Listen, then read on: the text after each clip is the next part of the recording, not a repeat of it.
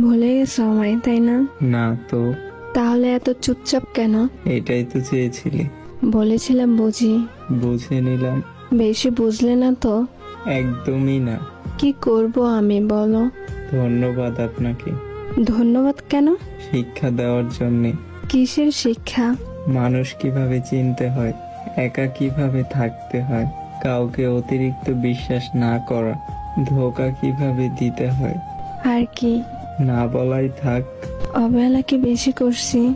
কখন বলেছি আমি? ক্ষমা করে দাও, তুমি তো আমার সব। কথাটা অনেক হাস্যকর। ফিরে আসো প্লিজ। দ্বিতীয়বার আর কষ্ট পেতে চাই না। থাকতে পারো আমাকে ছাড়া? কসম, ভালো আছি তোমায় ছাড়া। আর ভুল করব না, ক্ষমা করে দাও। সুযোগ দিতে চাই না। এইভাবে বলতে পারলে? বলতে আজ বাধ্য হলাম। তুমি এখন কেন বুঝো না? আগে তো আমার ঠিকই বুঝতে। আগে তো বোকা ছিলাম। তুমি না আমাকে ভালোবাসো? ভাবলে ঘৃণা লাগে।